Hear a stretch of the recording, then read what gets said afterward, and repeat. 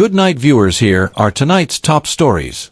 Vice President Bharrat Jagdeo attributes constant blackouts to GPL management and outdated transmission lines.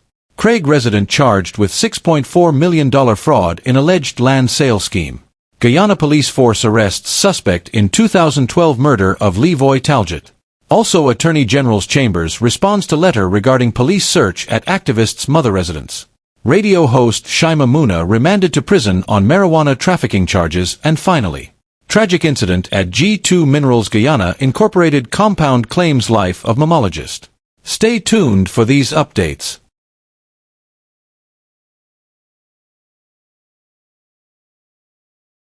Craig resident charged with $6.4 million fraud in alleged land sale scheme. A 56-year-old resident of Craig, East Bank Demerara, EBD, was brought before the Georgetown Magistrates Court on Wednesday, facing allegations of defrauding an American citizen in a land sale scam valued at $6.4 million.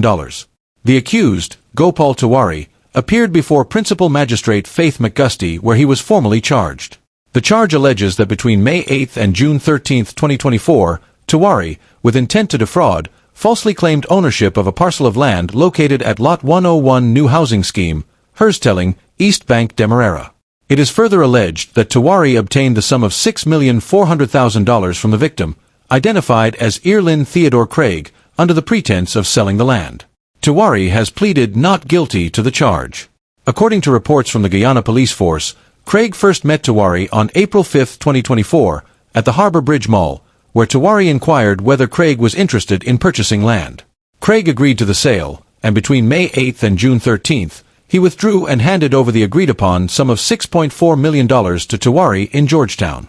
However, following the transaction, Craig was unable to reach Tiwari or secure the property, leading him to file a complaint with the authorities. The investigation culminated in Tiwari's arrest on September 14, 2024. Upon being informed of the allegations, Tiwari denied receiving any funds from Craig. During the court proceedings, Tiwari's legal counsel, Dominic Bess, argued that the dispute stemmed from a disagreement between the two parties.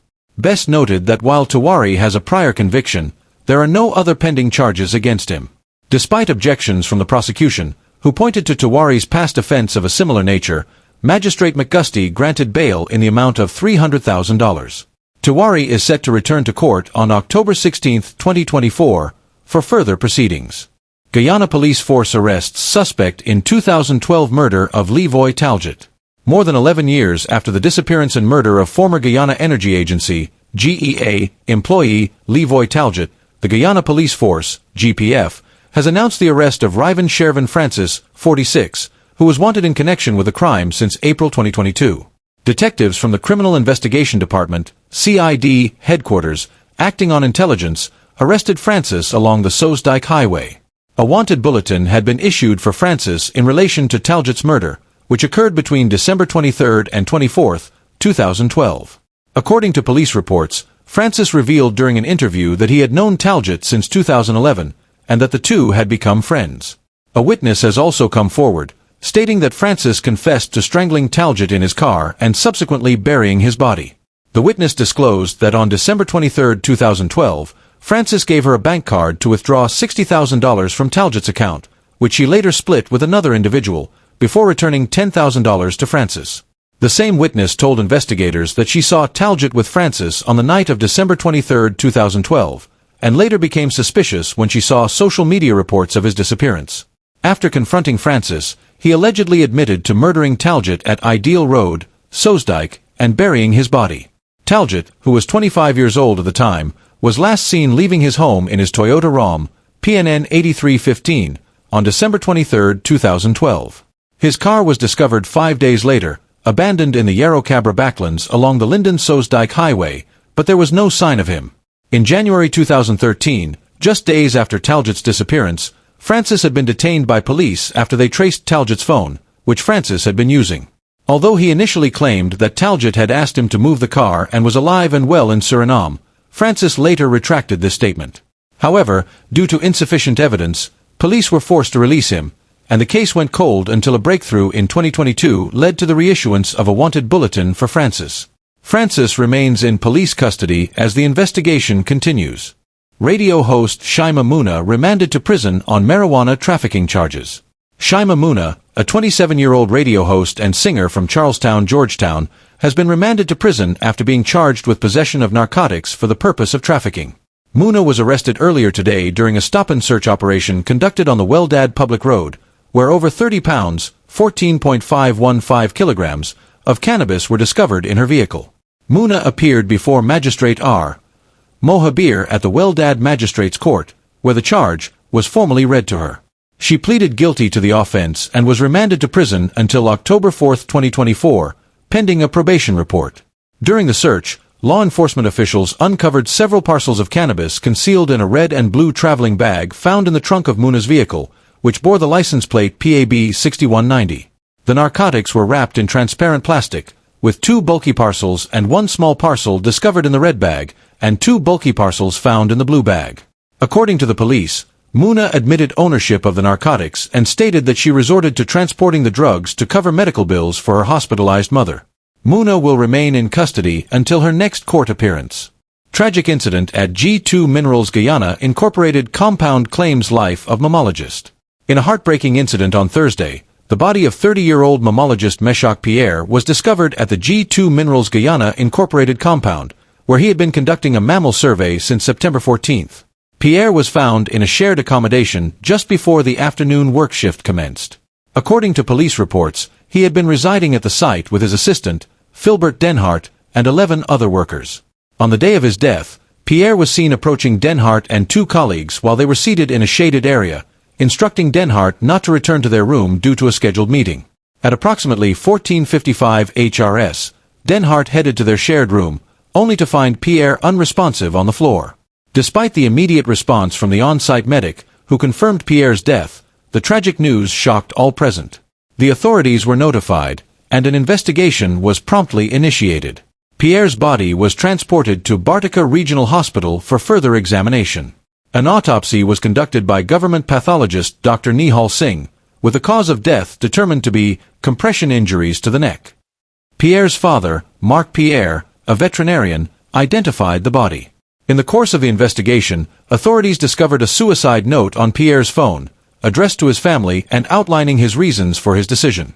Filbert Denhart has been taken into custody to assist with ongoing inquiries as investigators work to piece together the circumstances surrounding this tragic event.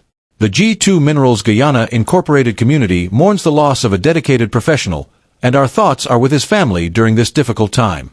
Attorney General's Chambers responds to letter regarding police search at activist's mother residence. The Attorney General's Chambers has issued a formal response to the letter sent by attorneys representing rights activist Melissa Atwell, which sought details about a recent police operation at the residence of Atwell's mother in Eccles. In the official reply, signed by Principal Legal Advisor Ronetta Sargent, the Chambers explained that, according to information provided by the Guyana Police Force, an officer applied for and was granted a search warrant by the Diamond Magistrates Court. The warrant was based on reasonable suspicion that an offense under the Narcotics Act was being committed at the residence. The search, which took place on September 17, 2024, lasted approximately 50 minutes and was conducted in accordance with the law. According to the AG's Chambers, Atwell's mother, who was present during the search, confirmed that she was satisfied with the conduct of the officers involved. The response further noted that the operation was video recorded, including interactions between the main occupant and the lead investigator. While no illegal substances were found, the Attorney General's Chambers stated that the investigation remains ongoing. The police officers involved in the search were reportedly unaware of the occupant's relations to any other individual at the time of the operation. The AG's office fully denied any allegations of constitutional violations. The Chambers reiterated that the Guyana Police Force will continue to execute its duties impartially and in compliance with the Constitution. Additionally, the AG's office stated that it would vigorously defend against any legal proceedings brought against the state. The letter, which was copied to the Acting Commissioner of Police, included a copy of the search warrant. The attached warrant showed that the original magisterial district of Georgetown was amended to East Bank by hand, and a previously marked 2022 date was corrected to reflect September 17, 2024. Vice President Bharrat Jagdeo attributes constant blackouts to GPL management and outdated transmission lines. Vice President Bharrat Jagdeo has expressed his concerns about the ongoing blackouts faced by citizens across Guyana, placing the blame on a combination of outdated transmission lines and the management of the Guyana Power and Light, GPL. Speaking at his weekly press conference at Freedom House, Jagdeo outlined the challenges the country is currently experiencing with its electricity grid. The vice president explained that the aging infrastructure, coupled with an increasing demand for electricity, is contributing to the system's instability. They are telling me that when they move some of these lines, it is causing instability in the system, or they have to take off the power to move a bit of the line. So, some of that is happening, some of it is the old system, and frankly speaking, we are not happy with the management too, Jagdeo stated. Highlighting his dissatisfaction with GPL's performance, the vice president noted that he reached out to the company's management earlier in the week. I am as concerned as any citizen because we are trying to get more power into the system, but there is a lot of upgrade work to the transmission and distribution system that we have, Jagdeo remarked. Jagdeo acknowledged the current limitations of the grid, explaining that while the government is working to bring more power into the system, it is causing further instability. In response to these challenges, the government has initiated a tender process to upgrade the grid ahead of the anticipated gas-to-energy (GTE) project.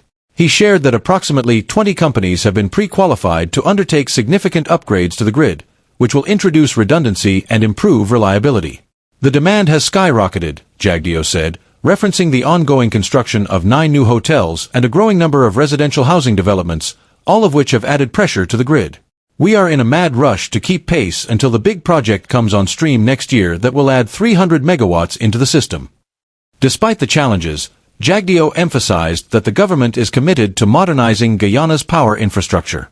However, he admitted that the country is limping along for now, as the old transmission and distribution systems struggle to handle the increased load. Chief Executive Officer of GPL, Kesh Nandlall, echoed the vice president's concerns but assured that GPL is taking steps to stabilize the grid. It is a moving target, Nandlall stated, emphasizing the ongoing maintenance work aimed at preparing the system for the additional power that will be generated once the gas-to-energy project becomes operational. In the meantime, the government is actively seeking solutions to bridge the gap.